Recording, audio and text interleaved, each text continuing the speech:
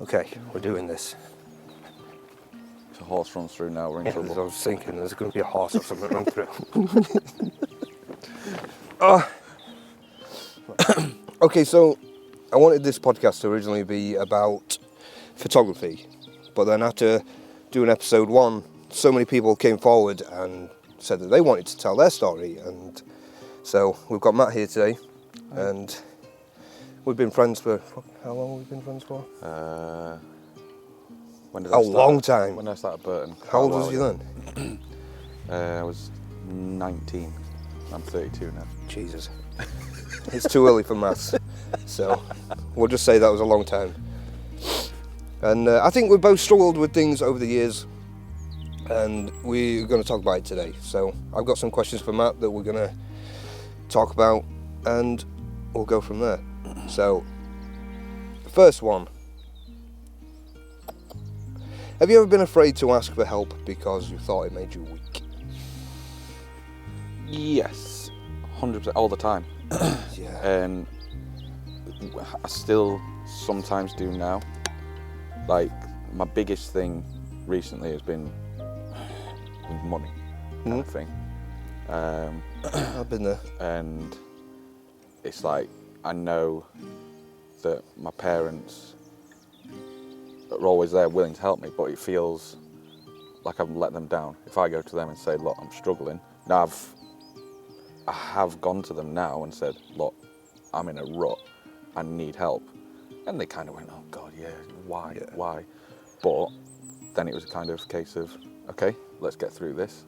Let's be, not a man about it, but I hate, that's the one thing that I wanted to change by maybe doing these videos is I hate the whole man up thing. Yeah. It's something that I see people's weakness in a different way. Like, there's a lot of people I see who have problems that we've had, and they maybe use things like drugs and alcohol to mask those things, and to me that's the weakness. Speaking out and saying, do you know what, I fucked up here and I've got a problem and I need help, to me that is strength. That's not weakness, and we need to switch that around and change that. It's weird because, like, the industry that I work in and you work in as well, it's very still old school mentality, isn't it? Absolutely. And it's a case of, if you, or I feel anyway, that if you said to somebody, I'm down, I'm struggling, I've got this, you'd be like, it's that, no, man up, get a grip. Yeah. All the time. Oh, your problems are nothing. Yeah, exactly. What you got to cry you've about? got problems, Yeah. But And completely. It's never a problem to go to somebody and go, I need help. I would much rather you came to me and said, I have messed up, or I need your help, or someone's bothering me, anything. Rather you did that than I have to either go to your funeral because it's got too much. Because that's happened way too often. And I started to look at it the way, like, if two countries went to war, and one country had a giant army of people, and then the other country had just one guy, no matter how hard he's going to fight, if he's on his own, he's lost. That's it. It's going to be a struggle if he's got an army behind him. And we need to normalise working together and sorting it out together. 100%. Okay. Let me think. Is there a specific moment or struggle in your life that you look back on and think, I don't know how I got through that? Yeah, and I still use it now. So I was about, I was 19. It was when I was working with you at the wharf. And I made a serious life decision that if I'd have spoken to people about it, they'd have said, turn away, run away from it, because it's bad news. And I didn't listen to anybody. And I ended up in a bad place. Do you know what? There's something I've always wanted to say about this. That I remember like it was yesterday when your mum called me. We won't go into detail, but she called me and told me something. I think, no, actually, no, you told me first. Mm-hmm. Because you had to, because I was the boss. And back then, I think the power that I had went to my head. And I wasn't the nicest person in the world. I think a lot of people liked me because I was the boss, or because they felt like they had to, or they feared losing their job or whatever, because I used to throw my weight around.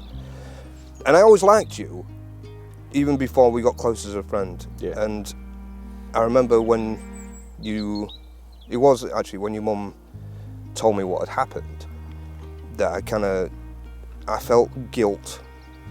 And I remember feeling that maybe if I was a little bit of a better person, or a little bit more approachable, then maybe you would have come to me and said, I have got a monumental problem right now, and I don't know how to deal with it. And I could have either talked you down a different route or helped you with it. Yeah. And I remember your mum, when she called me and told me that that was what was happening. I was in trouble. I was in a lot of trouble. I felt like shit. Yeah. Because I wished that you'd have just said to me, and it might not have changed anything, it might have gone the same way, but I wish that you had been able to talk to me and tell me that you was in trouble for whatever reason. I should have 100%. I should have spoken to more And people about it. It has stuck with me for quite some time. Yeah. But I think also in another way, it's what's made us closer as friends, I think. Yeah. Like the first thing, once I got out of this situation, the first person that I contacted was you. And we went and worked at the CAF. We did, yeah. Yeah. And it was a case of, right. And I watched your first podcast, and one thing stuck with me that I'll probably think about it all the time now, and it was, stop blaming other people, blame yourself. Yeah. And work on yourself. And I thought, yeah, actually, no matter what problems you get into, you can always live your life going, oh, it's all his fault, their fault. And sometimes you just need to take a look in the mirror and go, no, you've got yourself in this mess. You didn't speak to anybody, you didn't, and you need to just take a stern look at yourself and go, you're in this mess, you can get yourself out of it. People will help you, but you have got to ask for help. I did that so much.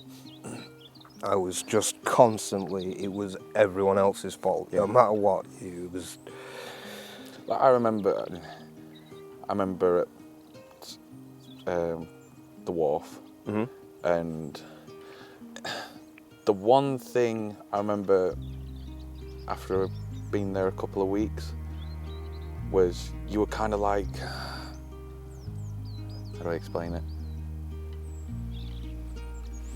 You were going 100 mile an hour. You were 100 mile an hour every time. All the time. We had a fallout, I remember that. And you had pointed at me, and then obviously the owner of the company, it was all his fault, and then there was a lot to it, and it was like, wow. Yeah, I was not a good person back then. And I totally, I completely and utterly know that. It was the stresses of things can sometimes take you away from all that though, can't it? I think I created my own stress though by being angry all the time. Yeah. Like, I was angry over the most stupid things that I shouldn't have even been angry about. Yeah. I think it was kind of conditioned in my head, because it was a man's world as well, like a big shipyard and doing all this stuff. I think it was, I convinced myself that I had to be an arsehole to get people to do what I want them to do. And that is just absolutely not. I take that into my work now. Like, I'm a supervisor at my place, and again, old school mentality place, and there's a lot of the other supervisors who demand respect, and I don't, and then I never will. I always just ask people to do what they want and just go home, hopefully happy, you know what I mean? Like, Yeah. if they've got any problems, they can come to me with it, and we'll try and solve it the best we can. But there's such an old school mentality, and it's not just in our industries, it's everywhere. Like, everyone seems to think that you can't ask for help. And we are losing so many men because of it. Yeah. And unnecessarily. I know quite a few people that have ended their lives over the most trivial things that could have been fixed in a matter of days or weeks, and just all they needed to do was just like, I need some help. Yeah. All right, we're going to talk about kids, because you have a son, and he's a little character. Obviously, he was your first. What's the hardest part of being a father that no one prepared you for? Day to day. Like, you never know what's coming with it. Do you know what I mean? Like, one day can be absolutely fine, and do you know, the most recent thing is he's playing a lot of football. He loves his football. He plays for a local team, and all of a sudden he'll just turn around and go, I don't want to play football. And trying to get into him, like, why don't you want to play football? Yeah. Is difficult, and like, I struggle to sit down with him and like have a face-to-face with him. I don't know whether that's me. I completely understand that. Yeah, like I don't know if I haven't got the attention span to sit there and listen with him. I don't know. But then next minute he's absolutely fine and he wants to go and do everything. The biggest thing for the changes for me is getting out of my rut. Like, I love gaming, always have done, and he wants to go out on his bike, he wants to go play football, and me getting out of my way, even now, he's nearly 8 years old, and it winds me up because I get angry with myself about it. And he's like, oh, can we go on a bike ride, or can we go play football? And I make excuses, and it's like, my wife gets annoyed with me, and I think, what are you doing? Like, this ain't gonna last forever. He's gonna grow up so soon fast. And be like, you all right, Dad? Yeah. Ben's 17 now, and I hardly see him anymore. And it's not because we don't like each other, because we're very close. So quick, but he's just, all of a sudden he's a man and he does his own thing. He's got a motorbike and driving around and doing his thing. And yeah, he's not on the road legally, but he's got a Husky 125, and he's going to tracks and stuff. And scary. It is scary. Massively scary. I'm proud of him though, because he's at college and he's learning how to be an electrical engineer, and like he's changing his life. But I think I've kind of realised that he don't need me that much anymore. Yeah. And I feel a bit lost, because he went from being this to, well, he's taller than me now, and all of a sudden. But yeah, is there anything about your childhood that shaped you, your approach to being a dad? Biggest thing for me, money doesn't matter. No, it doesn't. It's like, time. Time matters. Yes, 100%. I've grown up, and not throughout my whole life, and I'm not saying my dad's absolutely loaded, but it's always been that money isn't everything there. And I've done it since I've had a son, and got myself into a lot of debt because I wanted the materialistic things for him. Yeah. Do you know what I mean? Like, he wanted an Xbox, or he wanted A, B, and C, and it was a case of, yeah, all right, I'll get it. Yeah. And all he wanted really was, as I've said previous, he just wants to go play football, or he just wants the simple things in life. And throwing money at things isn't, it may be some ways people's way of coping with life, but I've learned now that, as you just said, time is golden. That was the biggest mistake I made with Ben when I was at the wharf. I was so focused on the end goal of like one day becoming a millionaire and all this stuff that I was just always at work, and I was always, and I missed out on so much. Like 1 minute he was this tall and now he's and it just happened overnight. I did it a couple of years ago. I was doing every minute of overtime I could at work, and it was like, I need to get all this money so I can buy him things that he wants. Yeah. And he came to me one day and he just said, "Daddy, why are you always at work?" And it broke me a bit, and it was like, do you know what? He's right. Why am I always at work? Yeah. You know? And now I don't do any, and I just think I can comfortably live on what I'm doing, so I'd much rather spend time with him and make memories. And that's all that matters. It's like, as long as, two things I say now is, as long as I've got a roof over my head and as long as my son's got a smile on his face and there's food in the fridge, 3 things, nothing else matters. Like, that's good. I'm running around in a Volkswagen Polo. Do you know what I mean? Yeah. It doesn't matter. It doesn't matter. It's good. Have you ever felt like you weren't enough for your family? I think that's something that I do struggle with sometimes. I feel like I think society tells you that you've got to be out there and you've got to be getting all these, you've got to give them the best of everything and the nicest house and the nicest car, and you've got all that stuff, and then you end up having to work 24/7 to exactly to get it. Yes, I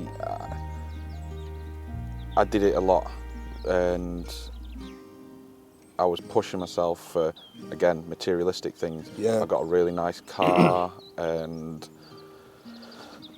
getting the best of everything, and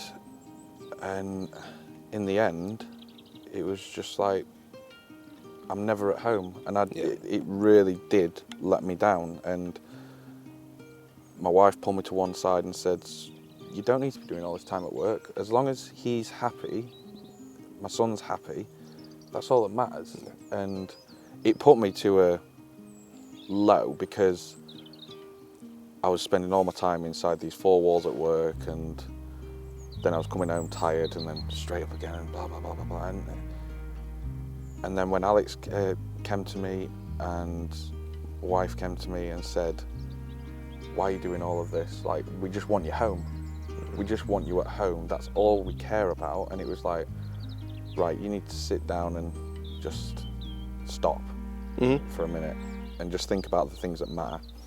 And that was the big changing point for me, where I just thought, I'm letting everybody else down because I'm doing the wrong thing, which I think I'm doing right.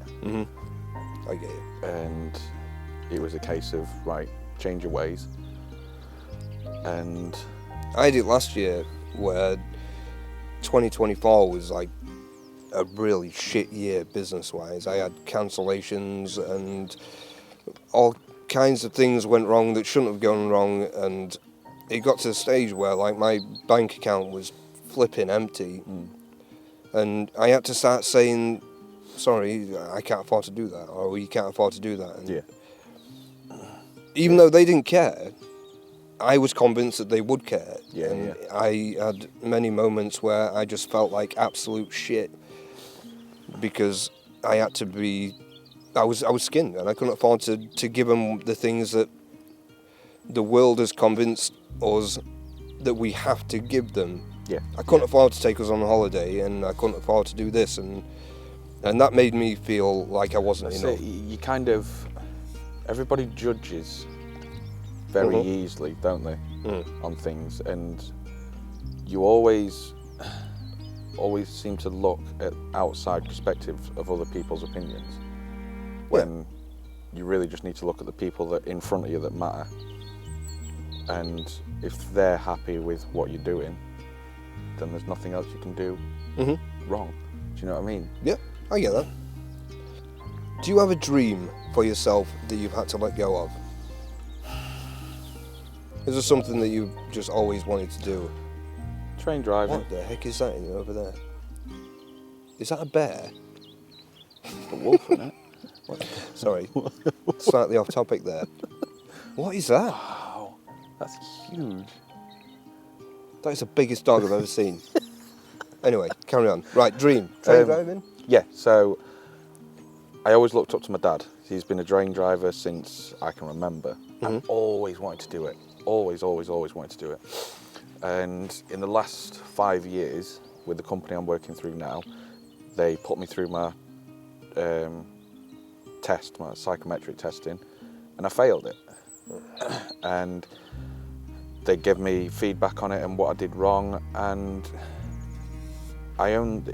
in that industry, you only ever get 2 chances of it, and I failed once. And part of me is now, in the job I'm in now, I'm comfortable and I'm happy, don't get me wrong, but part of me is scared to take that second chance at the minute, like still, 4 years later, because I think, well, if I fail again, that's it, I can never do it again. I still would love to be a train driver, don't get me wrong, but I need to pick myself up. I think we need to get over that fear of failure as men. Yeah. Because I think that's why we fail sometimes, because we're expecting it. And it still scares me now that, excuse me, if I fail, do I let myself down? Do I let all my family down? And I don't know, it's a strange feeling that I get, that it's all just going to come crumbling down around me. It sounds daft. Somebody told me once to imagine it this way. Look at snowboarders. They're going down a mountain, and if the snowboarder goes, don't hit a tree, don't hit a tree, don't hit a tree, don't hit a tree, do you know what's going to happen? He's going to hit a tree. He's going to hit a tree, yeah. So when they're going down the mountain, all they do is just enjoy the ride, and they just go for it. Yeah. And they're in and out of the trees. They don't even think about the trees. I think we need to do that with failure. It's just not, it doesn't exist. No, it don't. No. Do you believe that you've truly healed from the hardest experiences in your life, or are you still carrying them? Because a lot of people, they do carry them. They maybe don't realise they carry them. The longer you hold something, the heavier it gets. Yeah, 100%. And my mum said to me yesterday, because she knew I was coming for this, and she said to me, one thing she's always lived on now from one of her friends was, look back, but don't stare. That's good. And I was like, that's amazing, that's seriously so good. And one of the biggest failures that I did when I got myself into trouble, and I learned, I better myself with it. So I knew that I would never go down that road again. And that's good. From the day I got myself out of that sticky wit, I had two roads to go down, and I thought, right, just go down the road where everybody knows it's the good one to go down, and nobody's gonna criticise you or anything like that, because I knew if I went down the other road, I was gonna be in a whole world of trouble, and I'd have lost all the family. Yeah. I'd have lost a lot. I get you. And yeah, I still learn, or I still remind myself of it pretty much every day. And it's a case. I think sometimes it's good to not forget these things, but to not let them control you. Yeah, remember where you've come from, which. There's a reason why you're here today, in where you are today. Yeah. So, right, I'm just gonna check the battery. 1 second. This is where it cut out like 10 minutes ago. Right, I've got enough time for maybe one more question. Let's have a look. If your kids could remember one thing about you, what would it be? The time we spent together. And the memories we made. That's now my most important thing in life. Like, he's not going to be the kid that wants to spend time with his dad forever. He's going to have his own life. Absolutely. And he's going to grow up. And I tried it with my dad for years and years and years, and now I want that for my son, but I don't want him to have to try. I want me to try. It should be my job to do that with him and make the memories. I get that. And that's all that matters. Like, memories and time spent together is the biggest thing that you can do in life, no matter what. Yeah, I like that. What do you hope people will remember about you when you're gone? For me, I want it to be like, he helped people. This is why I like doing this. I want people to come on here and talk and just feel better about just getting stuff out. Yeah. And you never know, like some people who watch this, they might be feeling completely on their own, and then they realise that, like, well, this guy's got the same problems as I have, and I'm not on my own, and like, this is what, so you're helping people. I want to be the guy who always stood up and said, I've got you. I like to think that I put people at ease. Yeah. You get me? You've always been someone that I can ring and just be like, I am screwed. Yeah, and which I've done many times. Same with you. I'm always ringing you and just like, right, I'm gonna have a rant. It's that kind of thing, innit? And I'm always there for, no matter what, to people to talk to, no matter what. And if you just want me to listen, then fine, I'll listen.